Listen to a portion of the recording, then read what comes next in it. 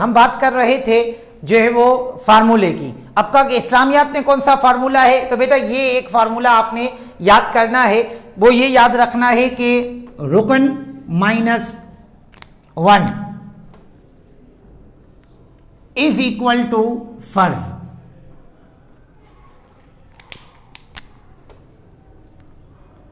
یہ بس ایک فارمولا ہے.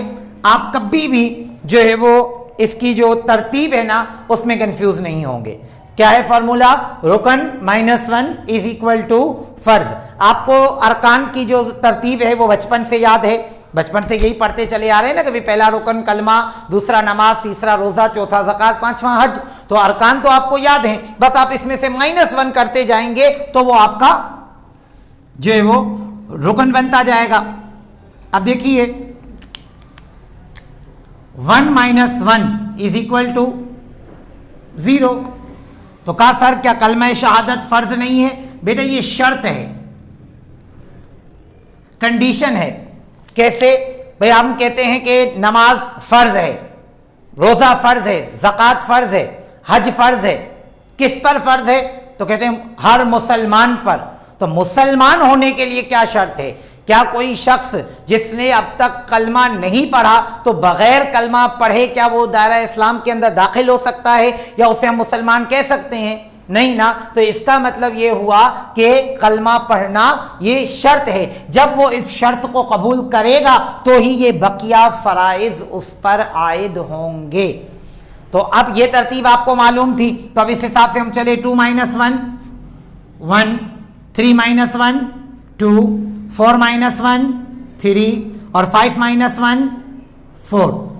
تو دیکھو یہ جو ترتیب ہے رکن کی ہے, اور یہ جو ترتیب ہے وہ فرائض کی ہے. تو اب دیکھو نماز دین اسلام کا رکن کون سا بنا؟ دوسرا. تو فرض کون سا ہے؟ پہلا. روزہ دین اسلام کا رکن کون سا ہے؟ تیسرا. لیکن فرض کیا ہے؟ دوسرا. اسی طرح اگر پوچھے کہ اسلام کا چوتھا رکن زکوٰۃ -1 کریں گے تو فرض کون سا بنے گا؟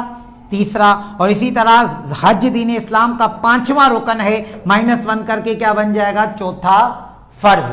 تو یہ اگر آپ کو فارمولا یاد رہا نا بیٹا, رکن -1 از اکول ٹو فرض, تو آپ کی یہ جو کثیر الانتخابی سوالات ہیں اس میں آپ سے کبھی بھی کسی قسم کی آپ کو کنفیوژن نہیں ہوگی. یہ پورا چارٹ آپ کے سامنے موجود ہے, آپ چاہیں تو اس چارٹ کو نوٹ کر لیں باقاعدہ. جب بھی آپ اس ویڈیو کو دیکھیں گے بیٹا تو اپنے پاس جو ہے وہ سامنے نوٹ بک رکھ کر اور ان تمام باتوں کو اس کے اوپر لکھ لیں گے, کیونکہ لکھی ہوئی چیز جو ہے نا وہ بہت زیادہ اچھے طریقے سے ذہن نشین ہوتی ہے, ذہنوں میں گھر کر جاتی ہے, نقش ہو جاتی ہے.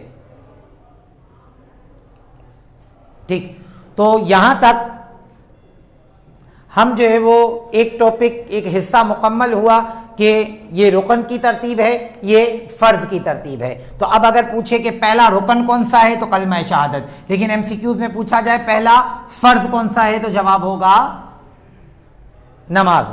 اسی طرح اگر پوچھا جائے دوسرا رکن کون سا ہے تو نماز, لیکن پوچھا جائے دوسرا فرض کون سا ہے اسلام کا تو پھر جواب ہوگا روزہ. تو اس طریقے سے یہ پورا چارٹ ہے آپ کے سامنے ہے. ساری باتیں کہ آپ کو کس نے بتایا, تو کبھی یہ جواب نہیں ہوگا کہ آپ کو کس نے بتایا اسلام کا پہلا رکن کلمہ شہادت ہے, تو آپ یہ کہیں کہ جی میں بچپن میں میری ٹیچر نے بتایا تھا, میرے جو ہے وہ مدرسے کے قاری صاحب نے بتایا تھا. حتمی جواب دینا ہے. فائنل آنسر کیا ہے کہ مجھے ہمیں کیسے پتا چلا, تو ہم جواب دیں گے کہ ہمیں نبی کریم صلی اللہ تعالیٰ علیہ وسلم کی احادیث مبارکہ سے پتا چلا. حدیث کہاں لکھی ہے؟ کہ متفق علیہ حدیث ہے. متفق علیہ حدیث کس حدیث کو کہتے ہیں؟ کہ ایسی حدیث مبارکہ جو صحیح بخاری صحیح مسلم دونوں کتب احادیث میں موجود ہو. جی بیٹا, تو اب یہ کہ فرض بھی معلوم پڑ گئے, ارکان کی ترتیب بھی معلوم ہو گئی. اب یہ کہ یہ کس قسم کی عبادات ہیں. ٹھیک ہے, تو دیکھیے نماز جو کہ جسمانی عبادت ہے, کیونکہ اس میں ہمارا پورا جسم بیرونی طور پر ایکسٹرنلی جو ہے وہ انوالو ہوتا ہے. بدنی عبادت یا جسمانی عبادت نماز کو کہتے ہیں, کیونکہ حکم یہی ہے کہ کھڑے ہو کر پڑھنی ہے.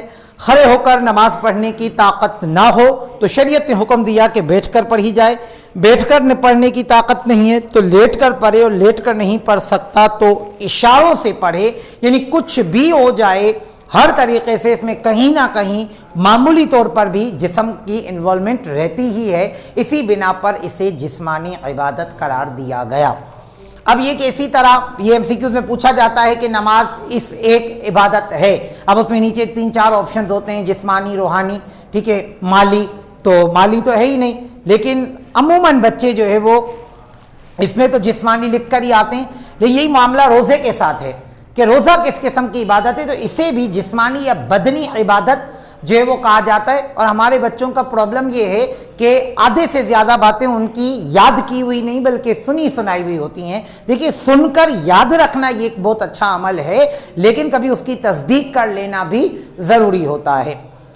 تو اب دیکھیے کہا کہ روزہ جو ہے وہ بدنی عبادت کیوں نہیں ہے، اس میں بھی تو جسم، بیٹا میں نے کہا جس میں بیرونی طور پر جسم جو ہے وہ انوالو ہو، بیرونی طور پر تو کچھ نہیں ہے، آپ حالت روزہ میں ہیں، اور اب کیا ہمارے پاس کوئی ایسا جو ہے وہ پیرامیٹر ہے، کوئی ایسا کوئی تھرمومیٹر ہے، کوئی ایسا جو ہے وہ پیمانہ ہے ہمارے پاس کہ جس سے ہم یہ ناپ سکیں کہ اس بندے کا روزہ ہے یا نہیں؟ ہاں ہمارے معاشرے کے اندر کچھ دقیانوسی خیالات ضرور رائج ہیں کہ وہ کہتے ہیں میں اب بھی پتہ لگاتا ہوں کہ اس کا روزہ ہے یا نہیں، تو اسے یہ کہنا کہ جی جو ہے وہ زبان باہر نکال، ٹھیک ہے نا، تھوک پھینک، اگر تھوک بالکل سفید ہے تو کہا جاتا ہے کہ جی ہاں جی روزہ ہے، تو ایسا تو بسا اوقات آپ کافی دیر تک آپ کو پانی اگر میسر نہیں ہے پینے کے لیے، کسی ایسے مقام پر ہے، تو اگر اس وقت بھی آپ تھوک پھینکیں گے تو وہ بالکل وائٹ نکلے گا، تو اس کا کیا مطلب ہے کہ آپ روزے سے ہیں؟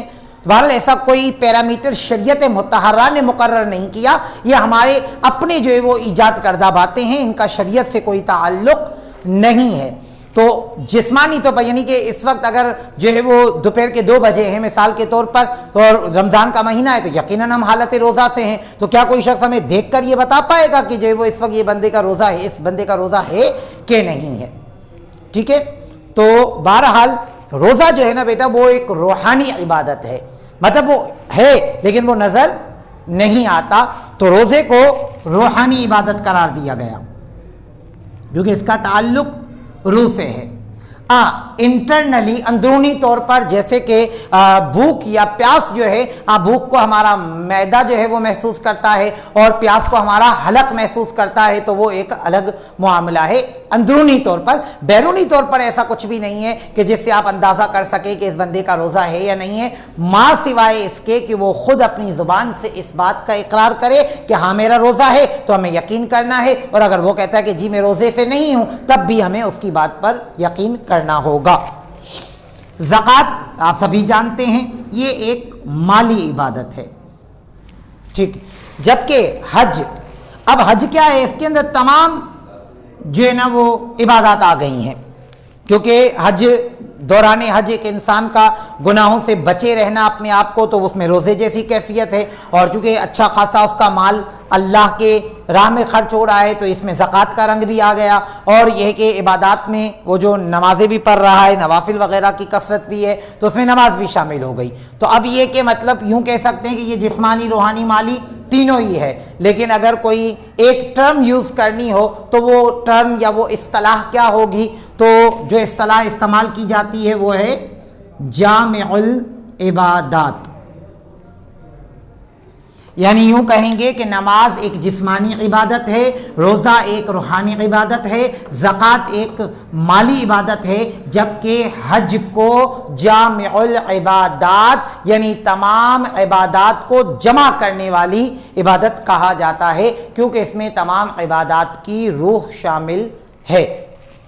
تو میرے خیال سے یہ بنیادی باتیں ہیں۔ اب اس کے بعد جو ہے وہ ہم چونکہ یہ جو کلمہ شہادت ہے اس کا ایک حصہ اللہ تعالیٰ کی جو ہے وہ وحدانیت پر دلالت کرتا ہے، جبکہ اسی کلمے کا دوسرا حصہ نبی مکرم صلی اللہ تعالیٰ علیہ وسلم کی رسالت پر دلالت کرتا ہے، تو اس کو چونکہ ہم عقائد اسلام میں ان ڈیٹیل پڑھیں گے، تفصیل سے پڑھیں گے، تو اس لیے یہاں پر ہم کلمہ شہادت کو ڈسکس نہیں کریں گے، بلکہ اب ہمارے پاس نماز، روزہ، زکوٰۃ اور حج یہ 4 ارکان ہیں جو ان ڈیٹیل ہمیں پڑھنے ہیں، اور ہاں 5واں ایک جو ہم اسی ارکان اسلام کے اندر پڑھیں گے وہ جہاد ہوگا۔ تو جہاد حدیث کے اندر تو جو الفاظ تھے وہ پانچوں الفاظ آپ کو بتا دیے گئے. ہاں یہ علماء کے نزدیک اسلام کا چھٹا رکن تصور کیا جاتا ہے، یعنی تمام علماء اس بات پر متفق ہیں کہ اگر کوئی چھٹی چیز جو ارکان اسلام میں شامل کی جاتی تو وہ جہاد ہوتا. اور انٹرمیڈیٹ بورڈ آف ایجوکیشن یا کہہ لیجئے کہ یونیورسٹی آف کراچی بھی جو ہے وہ اس کو، یعنی ہمارا کراچی بورڈ جو ہے وہ جہاد کو ارکان کی ہی کیٹیگری میں شامل کرتا ہے. تو اس لیے چار یہ یعنی نماز، روزہ، زکوٰۃ، حج اور جہاد بھی اسی کیٹیگری کے اندر، اسی ارکان اسلام کی ہی کیٹیگری میں آپ کو پڑھایا جائے گا. تو آج کے اس ویڈیو لیکچر میں ہم نے بنیادی ساری باتیں آپ کو بتا دی ہیں بیٹا. یہ شارٹ کویسچن کے حوالے سے یا لانگ کویسچنز کے حوالے سے بھی ہمارے لیے کافی کارآمد ثابت ہوں گی. بورڈ کو ذرا جب آپ ویڈیو کے اندر زوم کریں گے تو یہ ساری چیزیں آپ کے پاس موجود ہوں گی. ہو سکے تو اسے اپنے پاس ضرور نوٹ کر لیجئے گا. نیکسٹ لیکچر کے اندر انشاءاللہ ہم ابتدا کریں گے نماز سے کہ اس کے مفہوم پر اور اس کی اہمیت اور اس کے فوائد پر انشاءاللہ قرآن و حدیث کی روشنی میں بات کریں گے. تو اگلے ویڈیو لیکچر تک کے لیے دیجیے اجازت. فی امان اللہ. السلام علیکم ورحمۃ اللہ وبرکاتہ.